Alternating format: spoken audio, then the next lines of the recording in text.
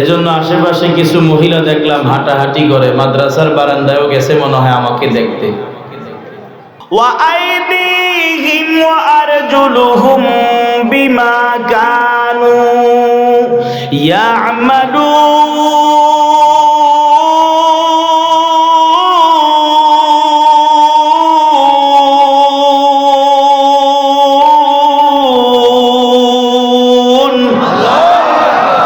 আল্লাহ তাআলা বলেন, এই বান্দা, ইয়াউমা তাশহাদু আলাইহিম আলসিনাতুহুম, সেদিন তোমাদের কি উপায় হবে? যেদিন তোমাদের জবান তোমাদের বিরুদ্ধে দাঁড়ায় সাক্ষ্য দিবে, যেদিন তোমাদের জবান তোমাদের বিরুদ্ধে কিয়ামতের ময়দানে দাঁড়ায় আল্লাহর দরবারে সাক্ষ্য দেয়। মুফাসসিরগণ বলেন, এই জবানটার একটা জবান খুলে যাবে, জবানটা কিয়ামতের ময়দানে দাঁড়ায় বলে, আল্লাহ, আমি হলাম ওই গাইবান্ধা জেলার গোবিন্দগঞ্জ থানার, এ আল্লাহ, অমুক এলাকার অমুক বান্দার জবান। আল্লাহ মাহফিলের মধ্যে উলামায়ে কেরাম ডাক দিছে, মাহফিলের মধ্যে আইসা, আয় আল্লাহ, আমি তাসলিমার জবান, আমি খাদিজার জবান। মাহফিলের মধ্যে উলামায়ে কেরাম ডাকছিল আমাদেরকে পর্দা শিখানোর জন্য, মাহফিলের মধ্যে আমাদেরকে উলামায়ে কেরাম ডাক দিছিল কোরআনুল কারীমের উপরে আমল করার জন্য। রে আল্লাহ, মাহফিলের মধ্যে আমাদেরকে উলামায়ে কেরাম ডেকেছিল, আমরা যারা মহিলারা জোরে আওয়াজ দেই আওয়াজটা কমানোর জন্য, কিন্তু আমার কপালটা এত বড় খারাপ, আয় আল্লাহ, ঘরের মধ্যে স্বামীর সাথে জোরে কথা বলি তবু আমার শখ মিটলো না, শাশুড়ির সাথে উঁচু আওয়াজে কথা বইলা বইলা জীবনটাকে পার করলাম তবু আমার শখ মিটলো না, সন্তানগুলোর সাথে উঁচু আওয়াজ দেয়া দেয়া কণ্ঠের আওয়াজটাকে ঘরের বাহিরে এলাকার সব মানুষকে শুনাইলাম, আয় আল্লাহ, তবু আমার শখটা মিটলো না। রে আল্লাহ, আপনার বান্দি তাসলিমা, আপনার বান্দি খাদিজা, সুলতানা আয়েশা ওই মাহফিলের মধ্যে বয়ান শুনতে আইসা, ও পর্দার আড়ালে বইসা আমি জবানটাকে এত জোরে জোরে চালাইছে, বক্তা পর্যন্ত আপনার বান্দিকে ডাক দিছে, আপনার বান্দি শুনে নাই। আল্লাহ, আমি জবানটাকে আপনার বান্দা বান্দিরা কেন গুনাহের কাজে লাগাইলো? আজ কিয়ামতের ময়দান আমি বান্দার বিরুদ্ধে দাঁড়ায় গেলাম, আল্লাহ, আজ বান্দার বিচার না হওয়া পর্যন্ত আমি জবান বান্দার আসামিকে কাঠগড়া থেকে সরতে দিব না। করেন নাউজুবিল্লাহ। এটা আমি বলি নাই, হাফেজে কোরআন যারা আছে জিজ্ঞাসা করে দেখো, উলামায়ে কেরাম যারা ময়দানে বসা, আল্লাহ তাআলা কোরআনুল কারীমের মধ্যে স্পষ্ট বলেন, ইয়াউমা তাশহাদু আলাইহিম আলসিনাতুহুম ওয়া আইদিহিম। আল্লাহ তাআলা এরপরে দ্বিতীয় নম্বরে বলেন, তোমার হাত, এ বান্দা, তোমার হাতের কাছ থেকে আল্লাহ তাআলা সাক্ষ্য নিবে কিয়ামতের ময়দানে। এই হাতের জবান খুইলা যাবে, হাত আল্লাহর সাথে কথা বলবে। এখন আমাদের প্রশ্ন হয়, মাওলানা, আমি কথা বলতে না চাইলে, আমার জবান বন্ধ করে রাখতে চাইলে জবানটা তো নড়ে না, আমি হাতকে নাড়াচাড়া না করলে আমার হাতটা তো নড়ে চড়ে না, আমি পাটাকে নাড়াচাড়া না করাইলে আমার পাটা তো জায়গা থেকে সরে না, তাহলে কিয়ামতের ময়দানে আমি যদি না চাই, আমার জবান, আমার হাত, আমার পা কিভাবে আল্লাহকে সাক্ষ্য দিবে? মুফাসসিরগণ বলেন, বান্দা, কিয়ামতের ময়দান এমন একটা বিভীষিকাময় ময়দান হয়ে যাবে, কিয়ামতের ময়দানে আমাদের জবান আমাদের নিয়ন্ত্রণে থাকবে না, কিয়ামতের ময়দানে আমাদের হাত আমাদের নিয়ন্ত্রণে থাকবে না গো, কিয়ামতের ময়দানে আমাদের পা আমাদের নিয়ন্ত্রণে থাকবে না, কিয়ামতের ময়দানে আমার জবান সেটা করবে, আমার আল্লাহ জবানকে যেটা বলবে, কিয়ামতের ময়দানে আমার আপনার হাত তাই করবে, আমার আপনার রব আমার হাতকে যা বলবে, কিয়ামতের ময়দানে আপনার আমার পা তাই করবে, আপনার আমার রব আমার পাকে, আপনার পাকে যা বলবে। বলেন সুবহানাল্লাহ। তাহলে কিয়ামতের ময়দানে আপনার জবান আমার জবান, আপনার হাত আমার হাত, আপনার পা আমার পা আমাদের বিরুদ্ধে দ্বারা সাক্ষ্য দিবে। এটা আমরা কেউ চাই না, ঠিক কিনা বলেন না? আরো আওয়াজ দেয়া বলেন, এটা আমরা কেউ চাই না।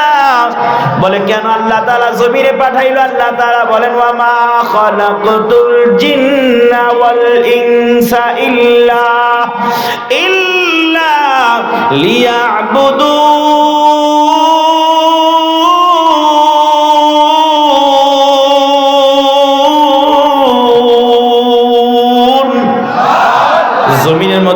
পাঠায়া বলে, বান্দা কেন পাঠাইলাম জানো? ও বান্দা, তুমি তোমার বাড়ির সীমানা একটা পেয়ারা গাছ উদ্দেশ্য ছাড়া লাগাও না। আয় কওমে মুসলমান, খবরদার খবরদার। আয় কওমে মুসলমান, খবরদার খবরদার। ये वक्त न गफलत का है, होशियार हो होशियार। ये वक्त न गफलत का है, होशियार हो होशियार। दुनिया को है उस महदी बरहक की जरूरत, दुनिया को है उस महदी बरहक की जरूरत। वो जिसकी निगाह जलजलाए आलम अफकार, वो जिसकी निगाह जलजलाए आलम अफकार। बाजू तेरा तौहीद की कुव्वत से कवी है, बाजू तेरा तौहीद की कुव्वत से कभी है। इस्लाम तेरा देश है तो मुस्तफावी है, इस्लाम तेरा देश है तो मुस्तफावी है। ला इलाहा इल्लल्लाह, ला इलाहा, ला इलाहा इल्लल्लाह, ला इलाहा इल्लल्लाह, ला इलाहा इल्लल्लाह, ला इलाहा इल्लल्लाह, ला इलाहा। ময়দান ভরা মানুষ অল্প অল্প আওয়াজ দিলে অনেক দূর যাবে। লা ইলাহা ইল্লাল্লাহ, লা ইলাহা ইল্লাল্লাহ, লা ইলাহা ইল্লাল্লাহ, লা ইলাহা ইল্লাল্লাহ, লা ইলাহা ইল্লাল্লাহ, লা ইলাহা ইল্লাল্লাহ, লা ইলাহা ইল্লাল্লাহু মুহাম্মাদুর রাসূলুল্লাহ। সকলে মুহাব্বতে পড়েন সাল্লাল্লাহু আলাইহি ওয়া আলিহি ওয়াসাল্লাম। আরো মুহাব্বতে আল্লাহকে রাজি আর খুশি করানোর জন্য আল্লাহর বান্দারা একটা জবানও খোলা রাখবেন না। প্রত্যেকটা জবান খুলিয়া আল্লাহর পয়গম্বরের উপরে দুরূদ পাঠ করেন সাল্লাল্লাহু আলাইহি ওয়া আলিহি ওয়াসাল্লাম। এবার আল্লাহর দেওয়া জবানটাকে নাড়াইয়া, আল্লাহর দেওয়া শক্তিকে ব্যয় কইরা, আল্লাহর দেওয়া জবানটাকে নাড়াইয়া, আল্লাহর দেওয়া শক্তিটাকে ব্যয় কইরা, যুবক ভাইরা, বৃদ্ধ বাবারা সবাই পর্দাটাকে কাঁপাইয়া, মাঠ কাঁপাইয়া, বেঈমানের কলিজায় যেন আগুন দইরা যায়, বেঈমান যেন না মনে করতে পারে ইসলাম ধর্ম গ্রহণকারীরা ঘুমাইয়া গেল, মুসলমানেরা ঘুমাইয়া গেছে, এই কথা যেন বেঈমান বলতে না পারে। উঁচু আওয়াজে, ঈমানের আওয়াজে বলেন আল্লাহু আকবার।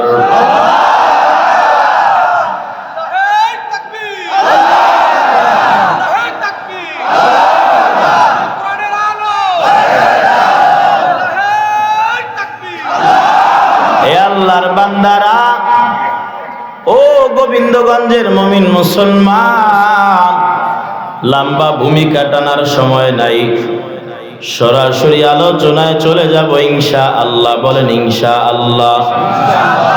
আল্লাহ তাআলা আমাদেরকে তৌফিক দান করুন, সবাই পড়েন আমিন। এই যে আমরা কিছুক্ষণ আগে পয়গম্বরের উপরে সাল্লাল্লাহু আলাইহি ওয়া আলিহি ওয়াসাল্লাম দুরূদখানা পাঠ করলাম, এই দুরূদখানা পাঠ করার কারণে আপনার আমলনামায়, আমার আমলনামায় কি পরিমাণ নেকি হইল, কি পরিমাণ রহমতের মালিক হইলাম। কি পরিমাণ দয়ার মালিক হয়ে গেলাম, আল্লাহর পক্ষ থেকে কি পরিমাণ নিয়ামত পাইলাম। আল্লাহর পয়গম্বর বলেন, ক্বালান নবিয়্যু সাল্লাল্লাহু আলাইহি ওয়া আলিহি ওয়াসাল্লাম, মান সাল্লা আলাইয়া ওয়াহিদাতান সাল্লাল্লাহু আলাইহি আশার। বলেন আল্লাহু আকবার। আল্লাহর পয়গম্বর বলেন, উম্মত, আমার কোন উম্মত যদি আল্লাহকে রাজি আর খুশি করানোর জন্য জমিনে আমার নামে পয়গম্বরের নামে যদি একবার দরুদ পাঠ করে সাল্লাল্লাহু আলাইহি ওয়াসাল্লাম, আল্লাহর পয়গম্বর বলেন উম্মতের জবানের আওয়াজে আল্লাহ তাআলা এত পরিমাণে খুশি হয়, আল্লাহ তাআলা একবার যে উম্মত গোবিন্দগঞ্জের ঘুগা হাই স্কুলের মাঠে বৈশা যেই বান্দা একবার দরুদ পাঠ করবে, আল্লাহর পয়গম্বরের ভাষ্য মতে আল্লাহ তাআলা আসমান থেকে একবারের পরিবর্তে একবার নয়, দুইবার নয়, 10 বার আসমান থেকে রহমত নাজিল করেন। বলেন সুবহানাল্লাহ। আল্লাহ আল্লাহ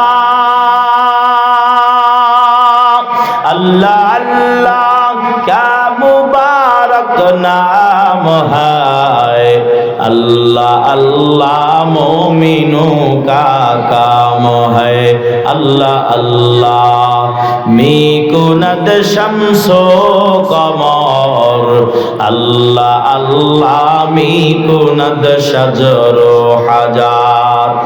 এ আল্লাহর বান্দারা, সবার কপালে আল্লাহ আল্লাহ বলা জুটবে না গো, সবার কপালে নামাজ জুটবে না। সব মুসলমানের তাকদিরে ফজরের নামাজ আদায় করা সম্ভব হবে না, সবার তাকদিরে দান করা সম্ভব হবে না, সবার কপালে টুপিটা মাথায় দেওয়া হবে না, সবার তাকদিরে জামাটা নবীর সুন্নতের বানানো সম্ভব হবে না, সবার তাকদিরে সকাল থেকে সন্ধ্যা পর্যন্ত, সন্ধ্যা থেকে সকাল পর্যন্ত সুন্নত তরিকায় চলা সম্ভব হবে না। জমিনের মধ্যে আল্লাহর ওই বান্দাই আল্লাহর তরিকায়, আল্লাহর পদ্ধতিতে, পয়গম্বরের তরিকায় চলতে পারে, যেই বান্দার ব্যাপারে সরাসরি আসমানে ফয়সালা হয়। বলেন সুবহানাল্লাহ। তাহলে বান্দার জবানটা এত দামি হয়ে যাগলো, আল্লাহর পয়গম্বরের মাধ্যমে আল্লাহ জানায় বান্দার জবানটাকে দুই ভাবে ব্যবহার করতে পারে। এক নম্বরে বান্দা যদি জবানটাকে, হাতকে, পাকে, এই তিনটা অঙ্গকে গুনাহের কাজে লাগায়, কিয়ামতের ময়দানে এই জবান, হাত, পা বান্দার বিরুদ্ধে দাঁড়ায় সাক্ষ্য দিবে। আবার আল্লাহ তাআলা জানায় এই ঈমানদার, কালিমাওয়ালা ঈমানদারের জবানের ভিতরে ভালো কাজে যদি জবানটাকে কালিমাওয়ালায় লাগায়, এই কালিমাওয়ালার জবানটা যদি আল্লাহকে ডাকার কাজে লাগায়া দেয়, এই কালিমাওয়ালার জবানটাকে যদি নামাজের কাজে লাগায়া দেয়, কালিমাওয়ালার জবানটাকে যদি আল্লাহকে ডাকার কাজে লাগায়া দেয়, কালিমাওয়ালার জবানটাকে যদি আল্লাহর কালামের তিলাওয়াতের কাজে লাগায়া দেয়, বলে এই কালিমাওয়ালার জবান দিয়া জমিনে আল্লাহকে একবার ডাক দিতে দেরি হয়, আসমানের আল্লাহ জবাব দিতে দেরি হয় না। বলেন আল্লাহু আকবার।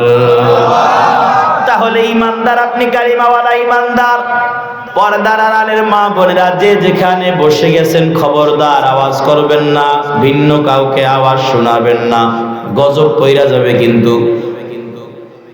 খবরদার আপনার কণ্ঠটা ভিন্ন কাউকে শোনাবেন না।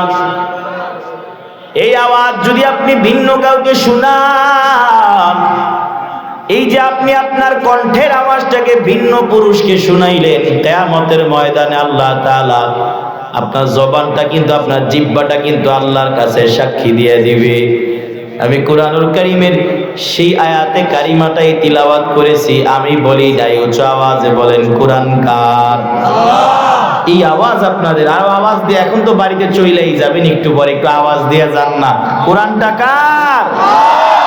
আল্লাহ বলেন ইয়াউমা তাশহাদু আলাইহিম আলসিনাতুহুম ওয়া আইদিহিম ওয়া আরজুলুহুম বিমা কানু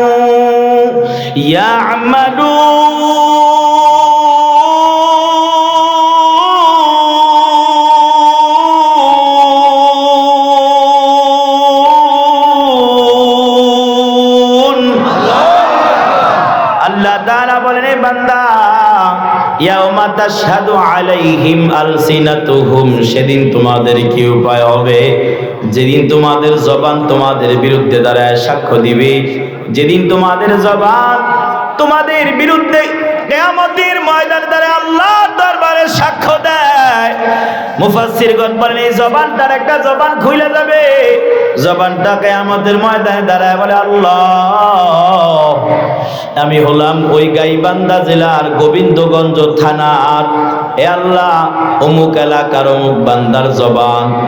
আল্লাহ মাহফিলের মধ্যে উলামায়ে কেরাম ডাক দিছে, মাহফিলের মধ্যে আইসা, আয় আল্লাহ, আমি তাসলিমার জবান, আমি খাদিজার জবান। মাহফিলের মধ্যে উলামায়ে কেরাম ডাকছিল আমাদেরকে পর্দা শিখানোর জন্য, মাহফিলের মধ্যে আমাদেরকে উলামায়ে কেরাম ডাক দিছিল কোরআনুল কারীমের উপরে আমল করার জন্য। রে আল্লাহ, মাহফিলের মধ্যে আমাদেরকে উলামায়ে কেরাম ডেকেছিল, আমরা যারা মহিলারা জোরে আওয়াজ দেই আওয়াজটা কমানোর জন্য, কিন্তু আমার কপালটা এত বড় খারাপ, আয় আল্লাহ, ঘরের মধ্যে স্বামীর সাথে জোরে কথা বলি তবু আমার শখ মিটলো না, শাশুড়ির সাথে উঁচু আওয়াজে কথা বইলা বইলা জীবনটাকে পার করলাম তবু আমার শখ মিটলো না, সন্তানগুলোর সাথে উঁচু আওয়াজ দেয়া দেয়া কণ্ঠের আওয়াজটাকে ঘরের বাহিরে এলাকার সব মানুষকে শুনাইলাম, আয় আল্লাহ, তবু আমার শখটা মিটলো না। রে আল্লাহ, আপনার বান্দি তাসলিমা, আপনার বান্দি খাদিজা, সুলতানা আয়েশা ওই মাহফিলের মধ্যে বয়ান শুনতে আইসা, ও পর্দার আড়ালে বইসা আমি জবানটাকে এত জোরে জোরে চালাইছে, বক্তা পর্যন্ত আপনার বান্দিকে ডাক দিছে, আপনার বান্দি শুনে নাই। আল্লাহ, আমি জবানটাকে আপনার বান্দা বান্দিরা কেন গুনাহের কাজে লাগাইলো? আজ কিয়ামতের ময়দান আমি বান্দার বিরুদ্ধে দাঁড়ায় গেলাম, আল্লাহ, আজ বান্দার বিচার না হওয়া পর্যন্ত আমি জবান বান্দার আসামিকে কাঠগড়া থেকে সরতে দিব না। পড়েন নাউজুবিল্লাহ। এটা আমি বলি নাই, হাফেজে কোরআন যারা আছে জিজ্ঞাসা করে দেখো, উলামায়ে কেরাম যারা ময়দানে বসা, আল্লাহ তাআলা কোরআনুল কারীমের মধ্যে স্পষ্ট বলেন, ইয়াউমা তাশহাদু আলাইহিম আলসিনাতুহুম ওয়া আইদিহিম। আল্লাহ তাআলা এরপরে দ্বিতীয় নম্বরে বলেন, তোমার হাত, এ বান্দা, তোমার হাতের কাছ থেকে আল্লাহ তাআলা সাক্ষ্য নিবে কিয়ামতের ময়দানে। এই হাতের জবান খুইলা যাবে, হাত আল্লাহর সাথে কথা বলবে। এখন আমাদের প্রশ্ন হয়, মাওলানা, আমি কথা বলতে না চাইলে, আমার জবান বন্ধ করে রাখতে চাইলে জবানটা তো নড়ে না, আমি হাতকে নাড়াচাড়া না করলে আমার হাতটা তো নড়ে চড়ে না, আমি পাটাকে নাড়াচাড়া না করাইলে আমার পাটা তো জায়গা থেকে সরে না, তাহলে কিয়ামতের ময়দানে আমি যদি না চাই, আমার জবান, আমার হাত, আমার পা কিভাবে আল্লাহকে সাক্ষ্য দিবে? মুফাসসিরগণ বলেন, বান্দা, কিয়ামতের ময়দান এমন একটা বিভীষিকাময় ময়দান হয়ে যাবে, কিয়ামতের ময়দানে আমাদের জবান আমাদের নিয়ন্ত্রণে থাকবে না, কিয়ামতের ময়দানে আমাদের হাত আমাদের নিয়ন্ত্রণে থাকবে না গো, কিয়ামতের ময়দানে আমাদের পা আমাদের নিয়ন্ত্রণে থাকবে না, কিয়ামতের ময়দানে আমার জবান সেটা করবে, আমার আল্লাহ জবানকে যেটা বলবে, কিয়ামতের ময়দানে আমার আপনার হাত তাই করবে, আমার আপনার রব আমার হাতকে যা বলবে, কিয়ামতের ময়দানে আপনার আমার পা তাই করবে, আপনার আমার রব আমার পাকে, আপনার পাকে যা বলবে। বলেন সুবহানাল্লাহ। তাহলে কিয়ামতের ময়দানে আপনার জবান আমার জবান, আপনার হাত আমার হাত, আপনার পা আমার পা আমাদের বিরুদ্ধে দাঁড়ায় সাক্ষ্য দিবে। এটা আমরা কেউ চাই না, ঠিক কিনা বলেন না? আরো আওয়াজ দেয়া বলেন, এটা আমরা কেউ চাই না। বলে কেন? আল্লাহ তাআলা জমিনে পাঠাইলো, আল্লাহ তাআলা বলেন, ওয়া মা খালাকতুল জিন্না ওয়াল ইনসা ইল্লা লিয়াবুদুন।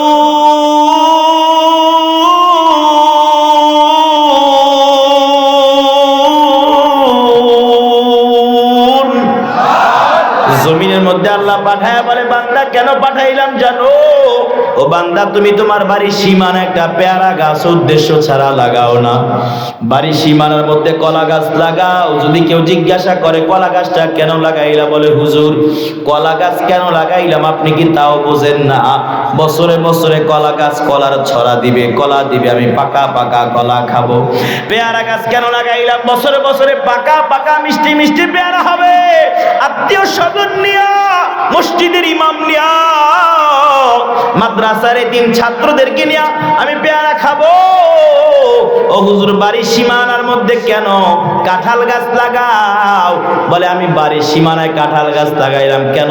আপনি কি পাগল নাকি? এতটুকু কি বোঝেন না? আমি বাড়ির সীমানায় কাঁঠাল গাছ লাগাইলাম, বছরে বছরে গাছ আমাকে কাঁঠাল দিবে, আমি মিষ্টি মিষ্টি কাঁঠাল খাবো। এ আল্লাহর বান্দারা, ও পর্দার আড়ালের মা গো, একটু কাঁঠাল গাছটা উদ্দেশ্য ছাড়া যেমন লাগাও না, এইভাবে বাড়ির সীমানার ভিতরে পেয়ারা গাছ যেমন উদ্দেশ্য ছাড়া লাগাও না, বাড়ির সীমানার মধ্যে কলা গাছ যেমন উদ্দেশ্য ছাড়া লাগাও না। একটু খেয়াল করে শোনো গো মা, আল্লাহ তাআলা মাথার তালু থেকে নিয়ে পায়ের তালু পর্যন্ত এত নিয়ামতের মধ্যে আপনাকে আমাকে ডুবায় রাখলো। আল্লাহু আকবার। চোখের দিকে তাকাইনি দেখি কার নিয়ামত? উচ্চ আওয়াজে বলেন নিয়ামত কার? আর আওয়াজ দিয়া বলেন চোখ এটা কার নিয়ামত? অন্ধ বান্দাদের দিকে তাকাইয়া বলে আমি ঘর দেখি না, বাড়ি দেখি না। অন্ধ সন্তানকে আল্লাহ তাআলা যদি বিবাহের পরে সন্তান দান করে গো, অন্ধ বান্দা বিবাহ করার পর সুন্দরী একটা বউ পাইল, এলাকার সবাই বলে অন্ধ দেখ কত সুন্দর একটা বউ পাইছে। অন্ধ চোখের পানি ফালায়া বলে মা, আমার স্ত্রী নাকি সুন্দর সবাই বলে, কিন্তু আমার তো কপাল খারাপ, আমি তো দেখতে পারি না। অন্ধ বিবাহের 1 বছর 2 বছর পর সন্তান হয়ে গেল। সন্তানের বয়স 1 বছর 2 বছর পার হয়ে গেল। ছোট ছোট করে সন্তান আব্বুকে আব্বু আব্বু ডাক দেয়। সন্তানের জবান থেকে আব্বু ডাকটা পই শুই না অন্ধ বান্দা কত মায়া লাগা যায়। সন্তান বুকের মধ্যে আসে, সন্তানকে দইরা বাবায় আদর করে, সন্তানের মাথায় হাত বুলাইয়া দেয়। সন্তান বলে আব্বু, ঈদের দিন তুমি আমাকে নতুন জামা কিনা দিছো। ও বাবা, আমি নতুন জামা পরলাম, একটু দেখো তো বাবা আমার জামাটা কেমন লাগে আমার গায়ে। অন্ধ বাবা চোখের পানি ফালাই আসমানের দিকে তাকায়া বলে আল্লাহ, আমাকে সন্তান দিলার আল্লাহ। আমার সন্তানটা আয়েশা বলে নতুন জামা পরছে, ওকে কেমন দেখা যায় আমি বলতাম। অন্ধ বাবা তাকায়া বলে মা, অনেক সুন্দর দেখা যায়, অনেক সুন্দর দেখা যায়। আর মনে মনে চোখের পানি ফেলায় বলে আল্লাহ, আমাকে একটাবার যদি আমার দৃষ্টিটা দিতা, আমি আমার বাবার নজর দিয়া আমার সন্তানটাকে একটু মায়ার নজর দেখা কলিজা ঠান্ডা করতাম।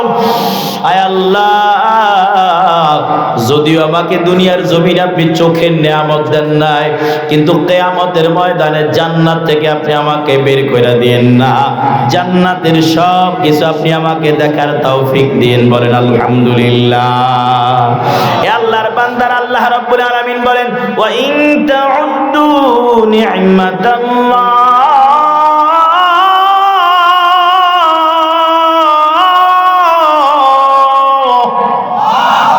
ওয়া ইন তাউদ্দু নি'মাতাল্লাহি লা তুহসুহা। ও বান্দা, আল্লাহ তাআলা তোমাকে যেই পরিমাণ নিয়ামত দান করলো, বান্দা সকাল থেকে সন্ধ্যা, সকাল থেকে সন্ধ্যা, সন্ধ্যা থেকে সকাল, তুমি যদি আল্লাহর নিয়ামতগুলো গণনা করো, আল্লাহ তাআলার হাজারো নিয়ামতের মধ্যে হতে একটা নিয়ামতের শুকরিয়া আদায় করা সম্ভব হবে না। বলেন সুবহানাল্লাহ। এ আল্লাহর বান্দারা মাথার দিকে তাকায় দেখো, মাথার মধ্যে আল্লাহ এমন ব্রেন দিয়া দিল, এই মাথার ব্রেন দিয়া মাকে মা ডাকি, বাবাকে বাবা ডাকি, স্ত্রীকে স্ত্রী ডাকি, স্ত্রীকে কখনো আমরা মা ডাকি না, আর ছেলেটাকে কখনো আমরা এইভাবে ভাই ডাকি না। আর তাকায় দেখো গোবিন্দগঞ্জের মুসলমান, তাকায় দেখো গোবিন্দগঞ্জের বাস স্ট্যান্ডের মধ্যে এইভাবে ফ্লাইওভারের নিচে কত পাগল, ঘর আছে, বাড়ি আছে, সব আছে, অনেক জমিদারি অনেকের আছে, কিন্তু শুধু মাথায় একটু সমস্যা আল্লাহ তাআলা দিয়া দিছে। শীত চিনে না, গরম চিনে না। শীতের সময় অনেক সময় মাহফিল শেষ কইরা যাওয়ার সময় রাতের বেলা কনকন ঠান্ডা, গাড়ির গ্লাসটা সামান্য একটু নামানো যায় না, কুয়াশা এসে আটকায় ধরে, এত ঠান্ডা। আর বাস স্ট্যান্ডে যখন ড্রাইভার বলে চা খাবো, চা না খাইয়া সামনে যাওয়া যাবে না, চায়ের বিরতি দিয়া গাড়ি থেকে নামার পর তাকায় দেখি ফুটওভার ব্রিজের নিচের মধ্যে সামান্য একটা লুঙ্গি গায়ে দিয়া, চুলগুলো বড় বড় এলোমেলো, উতলা গায় আমার একজন মুসলমান ভাই ওই ঠিন শীতের মধ্যে, ঠান্ডা কনকনে রাতের মধ্যে শুয়া এইভাবে কাঁপতেছে আর শুধু কাঁপতেছে। ওইখানে দাঁড়ায় আমি আসমানের দিকে তাকায়া চিন্তা করলাম, আল্লাহ এই বান্দার মতো যদি আপনি আমাকে পাগল বানায় দিতেন, কিসের মাহফিল, কিসের গাড়ি, কিসের ঘর, কিসের বাড়ি, কিসের সন্তান, কোথায় আমার ঘর, কোথায় আমার বাড়ি, সব ফালাইয়া এই বান্দা যেমন শীতের দিনে উঠলা ঘুমায়, আয় আল্লাহ আমারও খবর থাকতো না, আমিও তো উঠলা ঘুমাইতাম। আল্লাহ তাআলা মাথার ব্রেনটা ভালো রেখেছে, এটা শুকরিয়া আদায় করার দরকার আছে না নাই? আরো